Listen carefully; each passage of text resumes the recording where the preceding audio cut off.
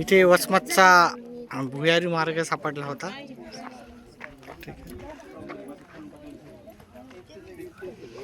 हा आता बंद करण्यात आलेला आहे.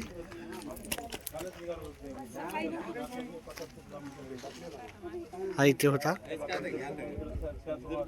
या ठिकाणी. आता हा प्राचीन, अतिशय प्राचीन असा होता. पहा इथून एवढी जमीन आहे, जमिनीच्या खाली हा गुहा टाईप होता, रस्ता होता.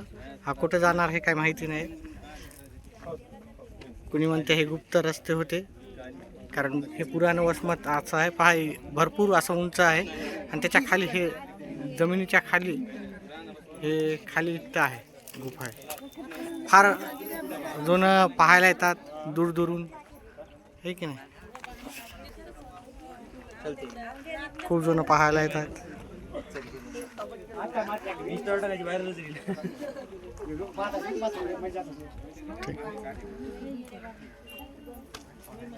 असं थोडं खोदकाम चालू आहे.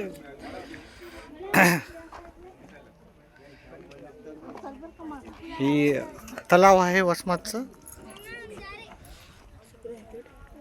शिक्रोर पेठ वसमतचा हा पुराणा वसमतचा भाग आहे.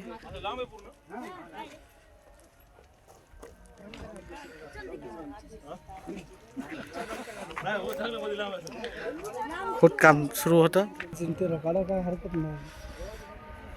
हे तलावाचा भाग हा 1-2 वर्ष आधी पावसामुळे तुटल्यामुळे याचं काम राहिलं होतं, तर ते आता सुरू करण्यात आलं होतं. तेव्हा हे बांधकाम नवीन तलावाचं बांधकाम करण्यासाठी खोदकाम करण्यात आलं होतं. तर तेव्हा पहा भरपूर जण पाहायला येत आहेत, असं दूर दूरून येत आहेत.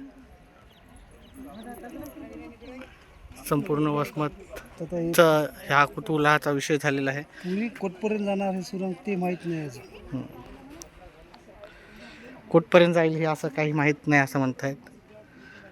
हे एक तर पुराणे राजे महाराजे लोक होते त्या काळातली पण असू शकते, कारण गुप्त रस्ते राहायचे प्रत्येक जिल्ह्यामध्ये, प्रत्येक तालुक्यामध्ये, प्रत्येक खेड्यामध्ये.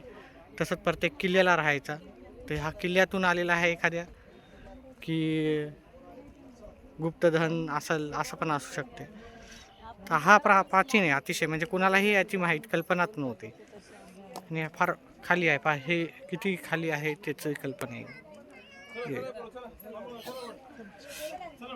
भरपूर जण पाहायला येत आहे. हा तलावाचा भाग आहे. तलाव फार मोठा आहे. हा तलाव 2 वर्षामुळे आधी वसमतमध्ये ढगफुटी झाली, तेव्हा हा तलाव फुटला होता आणि त्यातलं सर्व पाणी चा विसर्ग झालेला होता.